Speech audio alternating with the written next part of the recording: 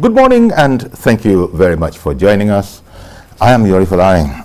Today in studio alongside Emeka Madnagu, he's a journalist, and Smart Oluwale Akwejoye.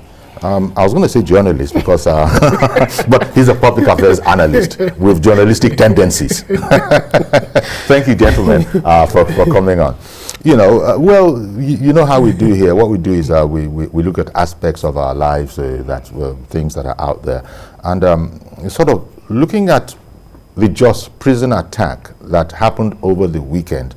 It sort of brought to memory the fact that, you know, this has been going on for quite a while. It wasn't an isolated instance. And why? What is the nature of those prisons? I mean, here we are. Infrastructural development is important. You might say that, look, when we're talking infrastructure, there are other aspects of it. But look, this is also part of our society. It's part of the whole justice system. And if people are going to go through the entire justice system and end up rightly, you know, in some cases, very few cases wrongly, and there are processes to deal with that in a correctional facility, such as the one in Jos, you can't just go and spring them. But apparently it is possible, has been happening for a while, and so that's what we thought we'd talk about today. But just before we launch into that conversation, we have a package of the event that happened, the latest event that happened. Let's take that package and we'll come back to studio. The community that hosts the Nigerian Correctional Service Jos Custodial Center was thrown into a state of confusion Sunday evening.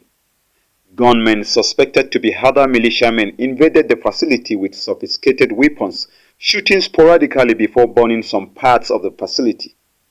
The swift response from the joint security operatives helped in repelling the attackers from gaining access to the main facility. The controller of the Nigerian Correctional Service Jos Custodial Center, Samuel Aguda, confirmed the attack to journalists. He says one of his armed guards lost his life when the attackers engaged the armed squad personnel in a gun battle at the center. Some inmates that took advantage of the attack and attempted to escape have been recaptured by the security operatives following the stop and search operation launched immediately. They came around 5:30. I was in my house. I was hearing sporadic gunshots. I found out that the attacker, they've entered the facilities, and our people, our arms guard, one of them was killed.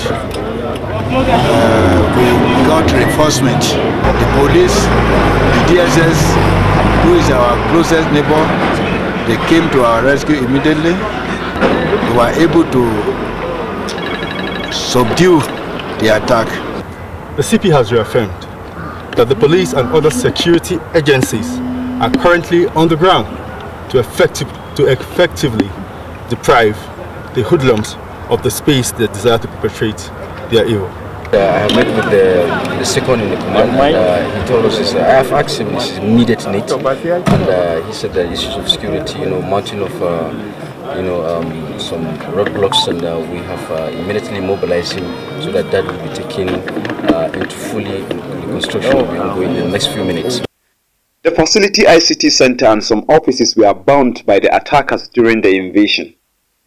The State Deputy Governor Sonny Theoden, in company of some service chiefs in the state, also visited the scene to see the level of destruction caused by the attackers. The casualty figure is yet to be ascertained at the moment. We were able to count as many as 6 bodies within the premises of the correctional facility. It is not clear if the bodies are those of the attackers or inmates that attempted to escape. Bonam Joshua, TVC News, Jos.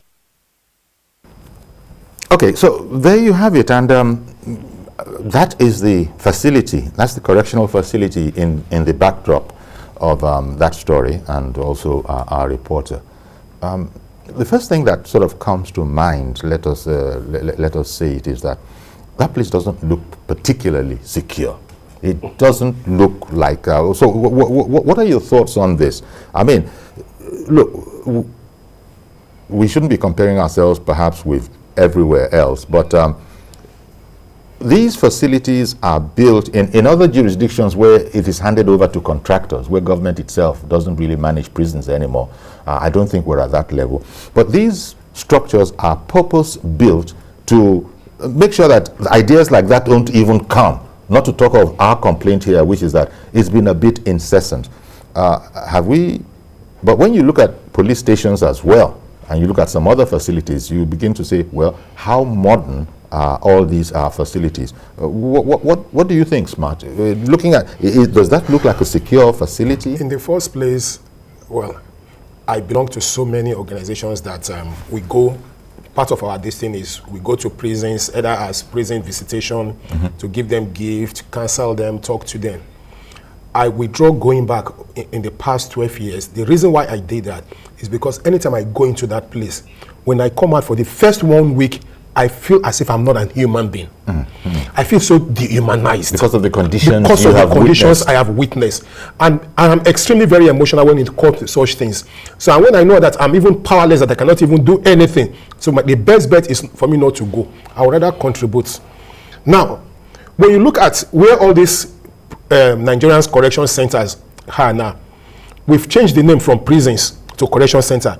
Honestly, they should have left it at prison and not correction, because there is nothing to be corrected. There is nothing that has been corrected. Well, that change of name, no doubt, that name has not done anything. But it was pointing to a need, the knowledge of a need to change our attitude that should have, to incarceration. That probably would have been the last one.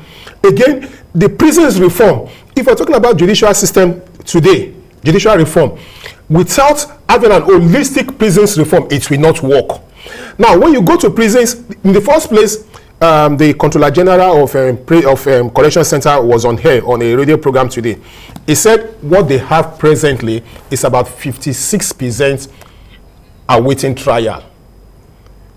That is extremely too high. 56% awaiting trial. Now, more than half of the population. Now, when you even now look at it, you will look at people who are even in prisons for mundane issues. Husband and wife will fight. If the wife have somebody in the whatever police, they will take the wife, they will take the husband to court. Before you know, they will ask the husband to bring somebody that will stand for bail. If nobody, they will take him to the correction center. It could take 3 weeks. It could take 4 weeks. Okay. Now, let us even look at where these prisons are today. There's what we call urban renewal. As far as I'm concerned, Ikoyi prison is in a highly populated area of elites and elite offices. For long, Ikoyi prison is overdue for relocation. For relocation. Same also Krikri prison. Same also Ijebu-Ode prison. These are the 3 prisons that I have had cause to visit constantly. When you look at Ijebu-Ode prisons, maybe about 3 steps after there are residential houses.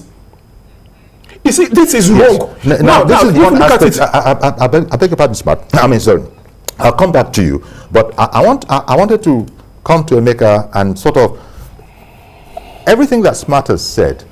That still doesn't speak to people, as our reporter was putting it, suspected cattle herder, militiamen. You know, those are the suspects. Those are the people that, you know, stormed the prison.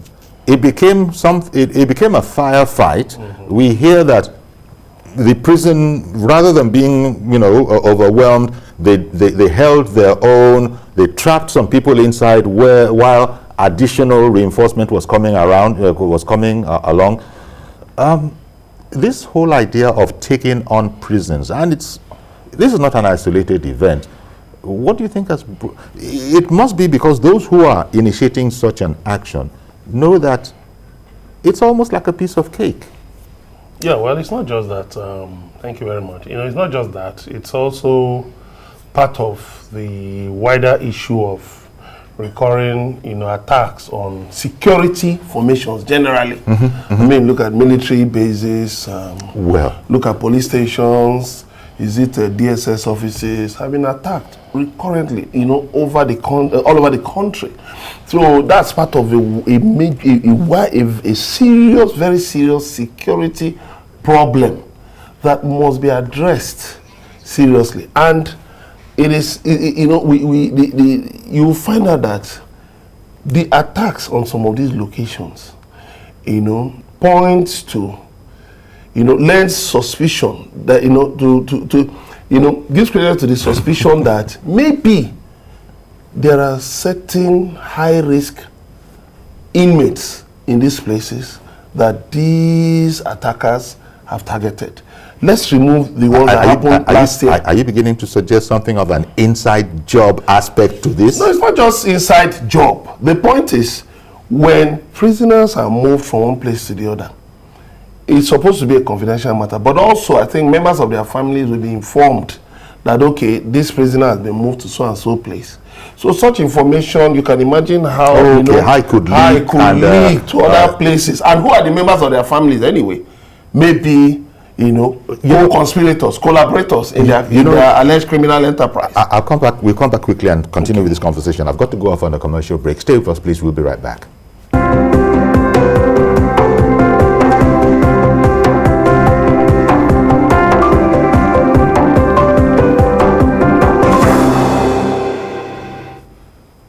Okay, welcome back, and we're looking at the Jos prison attack, and also by extension attack on federal or government facilities generally. This time it's supposed to be the most recent one in Jos is supposed to be suspected cattle herdsmen, militiamen, and as we speak, the authorities haven't been able to unravel yet what the motive was. We can only guess that it was supposed to be to spring some people. I'm here with Smart Oluwole Akpejoye and Emeka Madnagu, who are interrupted just as we were going on. So you were saying that, look, it's not just the correctional centers. Different places, generals have been attacked and killed. Government houses have been attacked, But the point is this.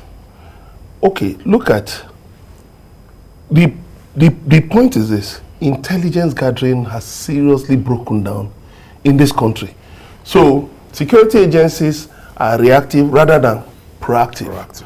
I understand, okay, during the NSAS protest in Benin, across the country last year in Benin, there was information, public information that some people were mobilizing to attack the maximum security prison in Oko, one somewhere just after the GRA. Why didn't the security agencies move in quickly to prevent that? Prisons, the way the prisons are located these days, they can offer just little resistance. It's suicidal. You are just setting up those prison guards, to be killed like chickens. Because you know what? When I heard that these attackers of Just Prison were trapped inside, I said, oh my, this is just suicide. It's just like maybe you just put a bomb inside the prison to finish the prisoners and to finish the guards. They should not even have been able to breach the prison in the first place. If you are going to trap them, at least there must be a buffer so that you trap them away from the prison. Yeah, but how well equipped do you think these correctional officers but every year you have budgets. Every year you have budgets for building of prison, rebuilding of prison, feeding of prisoners. Do we have where does this money go? Do we have camera? Do we have security camera? That CCTV camera monitoring this place? 100 meters. No, why are you even talking of security camera? That is where I'm talking of 100 meters far away, not even being able to get close. See, in the first place, 100 meters to that place, you should be able to see any object coming in within the parameters of that, within the parameters of the prison. 100 meters at least. And at that point again, when I was growing up, these people we call prison warders or whatever, or correction warders, they don't carry gun. They don't carry gun. But because of the increasing security threats, they now said, okay, warders should be carrying gun. Yes. In the first place, go and find out most of the weapons they have. How functioning are they? I wouldn't be surprised if if you have 20 guns, if you have 20 they have to call for reinforcement. If they are carrying 20 guns, I can tell you perhaps only 5 is working. Because one moment, please. Let me bring in Abubakar Aliu in Kaduna State. Good morning, Mr. Aliu. Good morning, Ogayori. Thank you, sir. How everything, sir?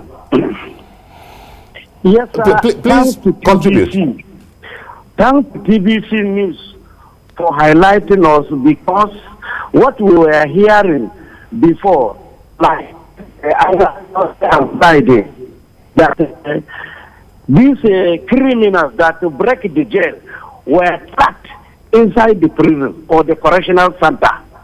But during yesterday's journalist hangout, we were highlighted that those criminals trapped inside the correctional center, and 9 people were killed. And out of those 9 people that are killed, is only one that is the criminals that came to rescue their criminal friends, and they succeeded in taking away their criminal friends away. And to today, they could not arrest any of the criminals or the invaders.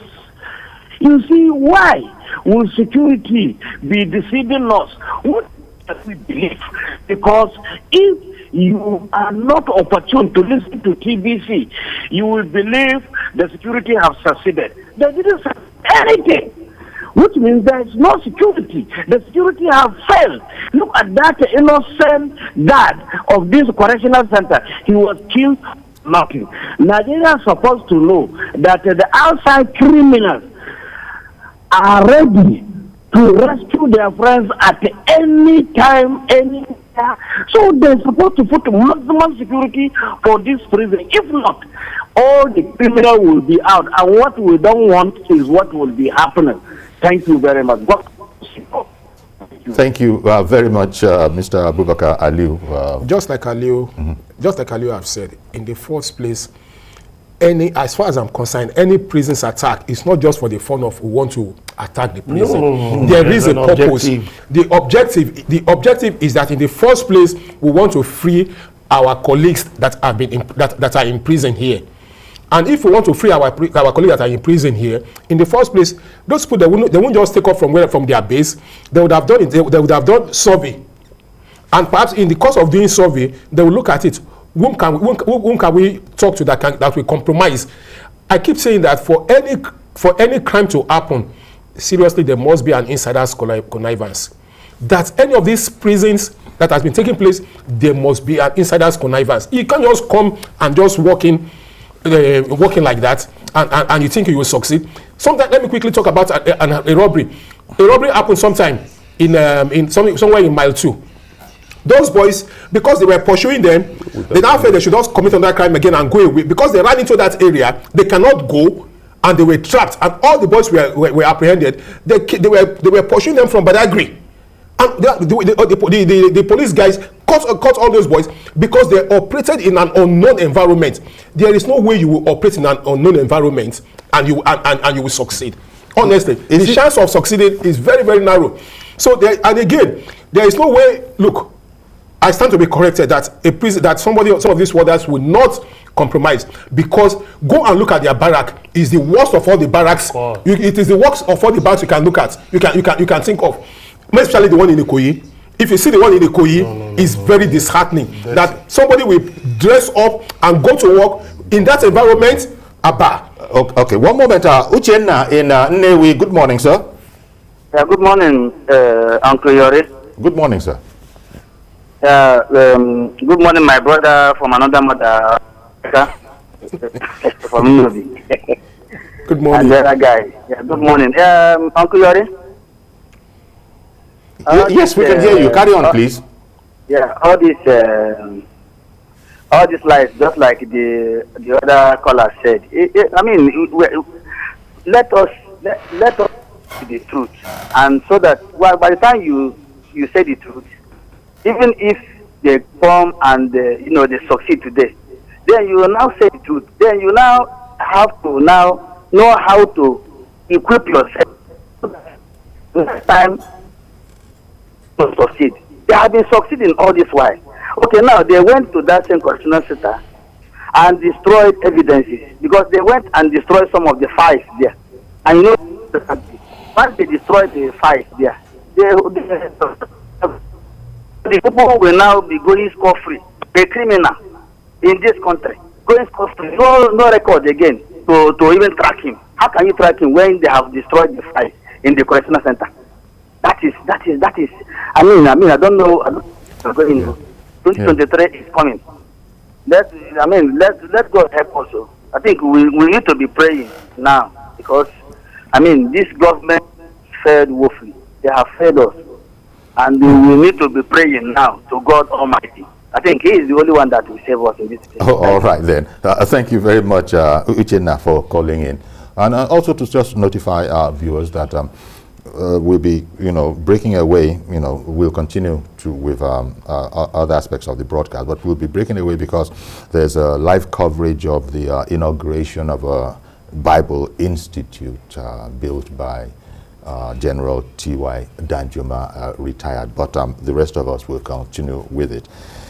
It's under the Ministry of Internal Affairs, that is Correctional Facilities, of Interior Affairs. I don't know, everybody will be citing budgetary constraints. I think just to look at it, those structures don't look particularly fortified, but they're probably doing the best they can with the resources that they have. And since everybody, this government is talking about infrastructural development and there are priorities, perhaps it's understandable that, I don't know if it is understandable, that not enough by way of funding is put towards the ideal kind of a prison, facility. Correction, they don't call it prisons anymore, or do they? Correctional facilities. Correctional facilities. No, the point is, okay, for instance, look at this. Yes. Look at this image. What is the barrier there? Used tires. Well, I mean, it's used tires. I mean, is that what it's supposed to be? What will it take to erect concrete barriers, to erect, metal barriers? Well, you now use but they weren't expecting. And that is what in peacetime, they weren't expecting a bunch of citizens big mistake. To now are we target. Are we in peacetime in Nigeria? To target a correctional facility. Nigeria is at work. Nigeria is at war. Oh, can you travel around Nigeria? The former commercial of Federal Road Safety Commission, Osita Chidoka, he was saying on Facebook yesterday that when he was in charge of the agency, he traveled from Sokoto to Yenagoa by road. Can he do that today?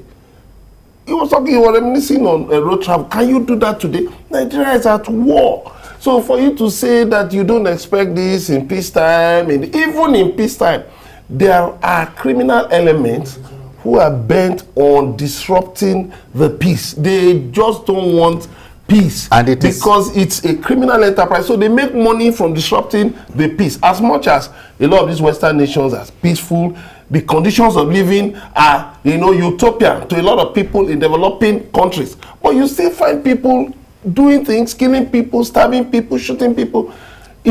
So we should not be under the illusion.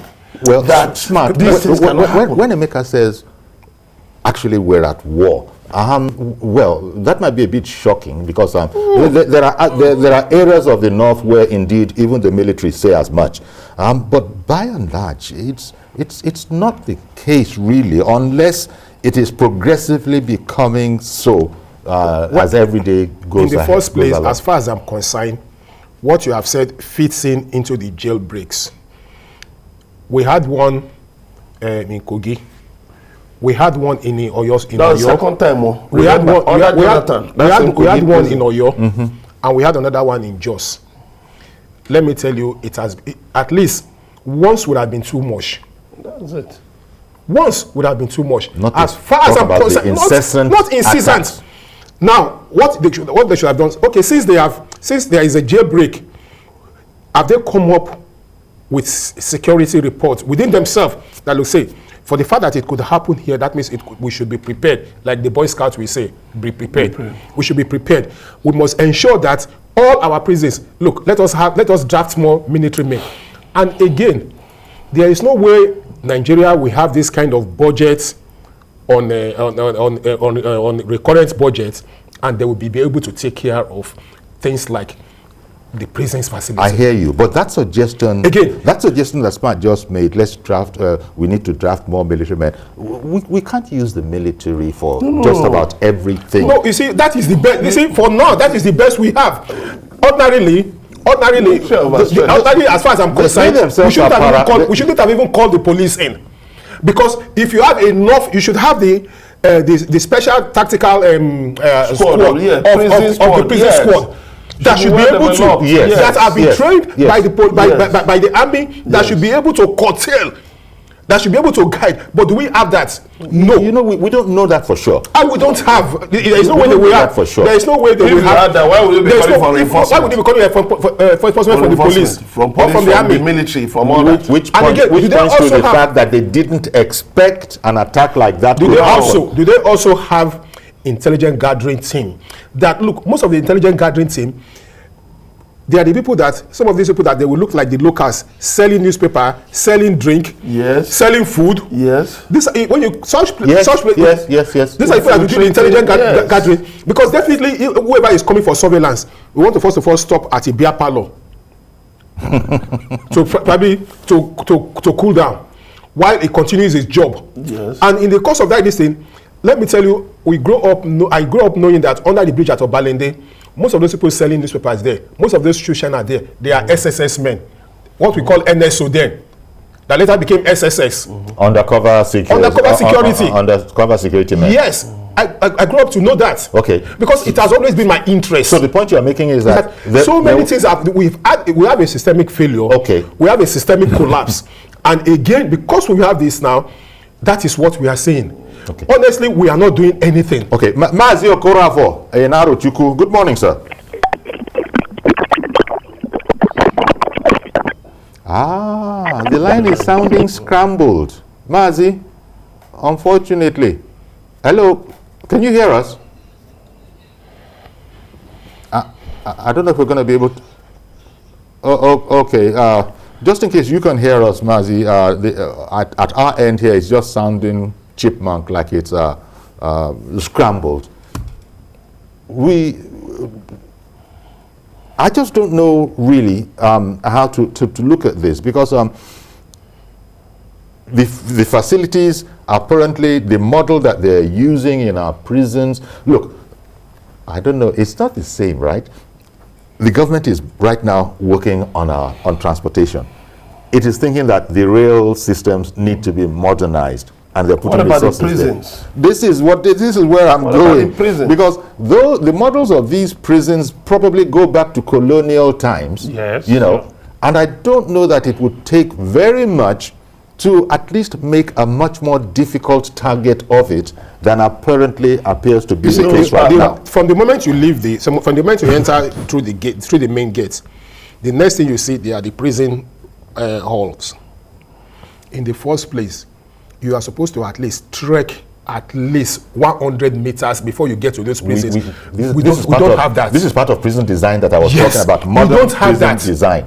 See, then how many layers of walls or fences do you have? Because I take interest, I have had cause to study prisons abroad.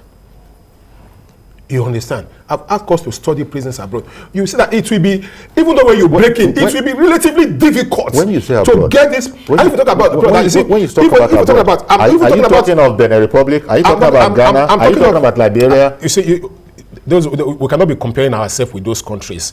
If honestly, compared with the enormous resources this country has, we should not be comparing. We should be comparing ourselves with the likes of Holland, Denmark, United Kingdom, Brazil, America. That is what we should be comparing ourselves. Okay. Not with all this thing. Not with all. It is because we have a government that has failed to identify their potentials, that has failed to do the right thing. That is why we are beginning to. That is why today, if we want to talk, we'll be comparing ourselves to Ghana. What is the population of Ghana, for goodness sake? Okay, Ada in Jos. Good morning, Ada. Yes, Ada. Good morning, Mr. Yuri. Good morning to your guests there. Yes. Ada in Jos. At least it's happening here, right in Jos. Yes. Very unfortunate.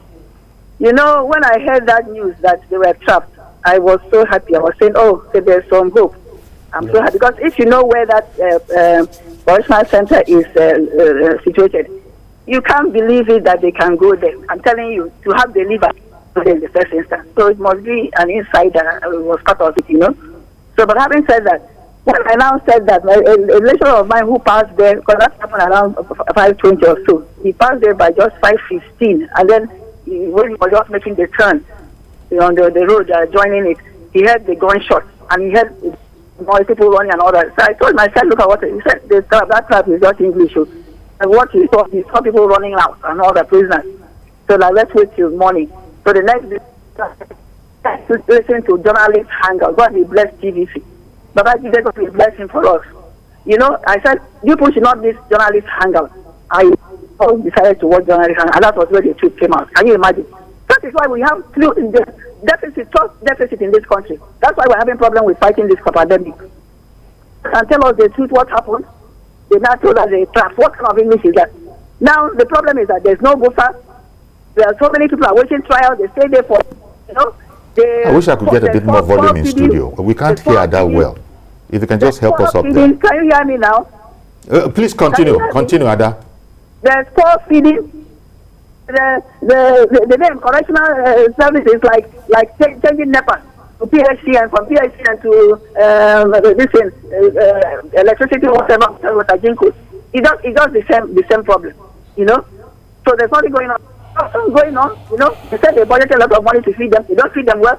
If they feed them well, I can bet you that even if there's a jailbreak, 90% of them will not want to turn themselves in. And when they are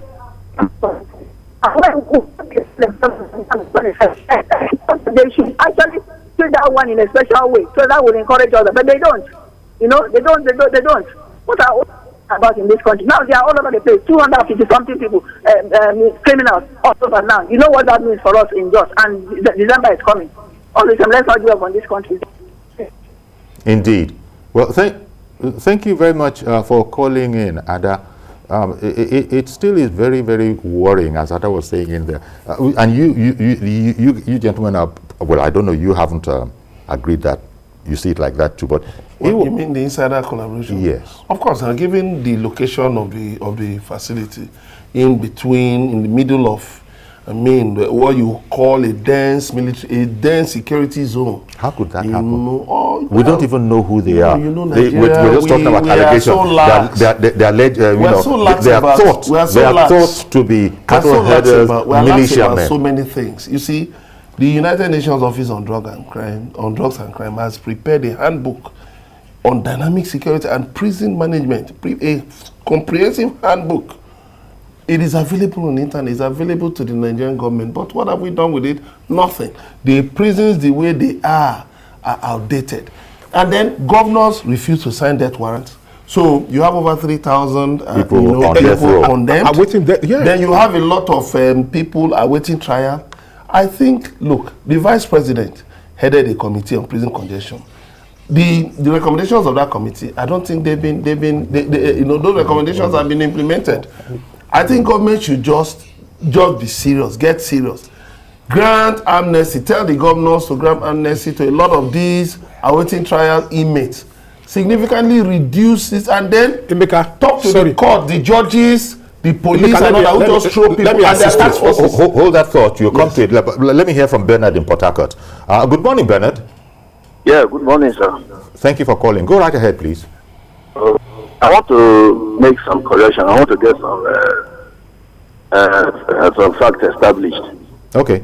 The Nigeria prison system can be divided into three aspects. We have a maximum security prison, medium security prison, minimum security prison, even open security. So the particular prison that it was attacked in Jos, that one is medium security prison. And you don't expect the maximum security gadget. Okay. I'm hearing you. That was a medium security facility. Oh dear. Okay. Fine. It's just at least he brought that out. Okay, fine. Because we know it's a medium security prison. We know because prison. The question, of course, now is that prison, but don't forget the headquarters of the Nigeria Police Force in Nigeria was attacked.